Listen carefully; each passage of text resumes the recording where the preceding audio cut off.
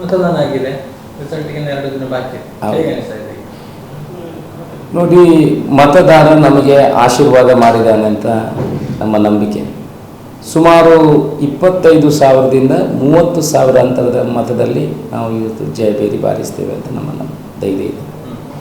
ಫಲಿತಾಂಶ ಬರುತ್ತೆ ಆ ಸಂದರ್ಭದಲ್ಲಿ ಹೇಗೆ?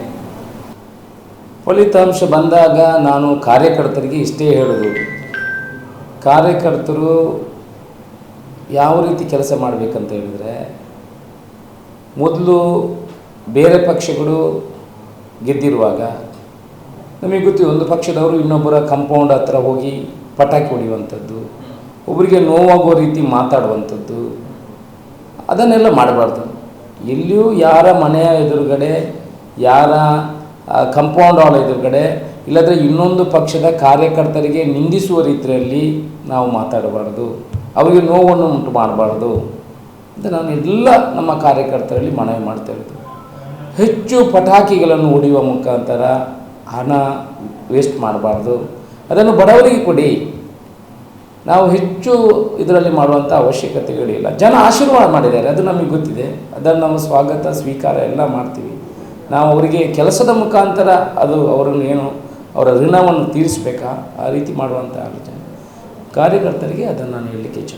ಸೂಚನೆ ಕೊಡಲಿಕ್ಕೆ ಕಾರಣ ಅಂತ ಹೇಳಿದರೆ, ಬೇರೆ ಬೇರೆ ಪಕ್ಷದಾಗೂ ಒಂದು ಪಕ್ಷ ಜಯಗಳಿಸುವಾಗ ಇನ್ನೊಂದು ಪಕ್ಷದವರಿಗೆ ನೋವಾಗ್ತಿರೋದನ್ನು ನಾನು ಕಂಡಿದ್ದೀನಿ. ನೋಡಿ, ರಾಜಕೀಯದಲ್ಲಿ ಜಯಬೇರಿ ಬಾರಿಸೋದು ಅದು ಒಂದೊಂದು ಪಕ್ಷಕ್ಕೆ ಅದು ಚಕ್ರ, ಅದನ್ನು ಹೇಳೋಕ್ಕಾಗಲ್ಲ.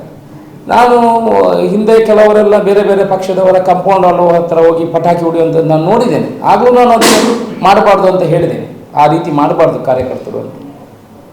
ಟೋಟಲ್ ನಮ್ಮ ವಿಷಯ ಏನಂದರೆ ಯಾರಿಗೂ ನೋವಾಗಬಾರ್ದು, ಎಲ್ಲರೂ ಅದನ್ನು ಸ್ವೀಕಾರ ಮಾಡೋ ರೀತಿಯಲ್ಲಿ ಇರಬೇಕು, ಅದು ನನ್ನ ವಿಚಾರ.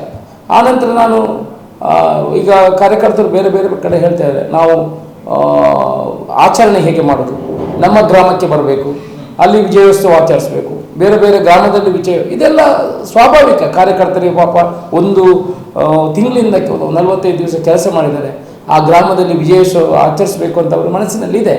ಖಂಡಿತ ಅದನ್ನು ಮಾಡಬೇಕು, ಆದರೆ ಸಿಂಪಲಾಗಿ ಮಾಡಬೇಕು. ಹಾರ ಹಾಕೋದು, ಹೆಚ್ಚು ಖರ್ಚು ಮಾಡೋದು, ಅವರಿಗೆ ಸಮಾಧಾನ ಆಗಬೇಕು ಅಂತ ಅಭ್ಯರ್ಥಿಗಳಿಗೆ ಸಮಾಧಾನ ಆಗಬೇಕು ಅಂತ ಈ ರೀತಿ ಮಾಡೋದು ತಪ್ಪು. ಅದರಲ್ಲೇ ಆಗುವಂಥ 2,000-3,000 ಖರ್ಚು ಮಾಡ್ತಾರೆ. ನನಗೊಂದು ಶಾಲು ಹಾಕಿದರೆ ಸಾಕು, ಬಾಕಿ ಖರ್ಚನ್ನು ಬಡವರಿಗೆ ಕೊಡಿ ಅಂತ ನಾನು ಹೇಳೋದು. ಪಾಪದವರು ಆ ಗ್ರಾಮದಲ್ಲಿದ್ದರೆ ಅವರಿಗೆ ಕೊಡಿ, ಅದರಲ್ಲಿ ನನಗೆ ಸಮಾಧಾನ ಇದೆ. ಆ ರೀತಿ ಕೆಲಸ ಕೊಡಬೇಕು ಅಂತ ನನ್ನ ಕಾರ್ಯಕರ್ತರು ನಾನು ಮನವಿ ಮಾಡೋದು.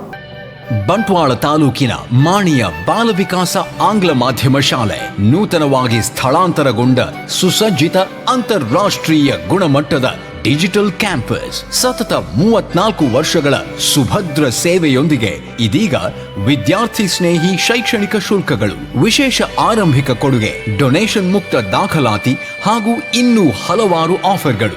ಬನ್ನಿ, ನಿಮ್ಮ ಮಗುವಿನ ಭವಿಷ್ಯ ವಿಕಾಸಗೊಳ್ಳಲು ಬಾಲ ವಿಕಾಸದಲ್ಲಿ ದಾಖಲಾತಿ ಮಾಡಿಸಿ. ಕರೆ ಮಾಡಿ 990222 26466.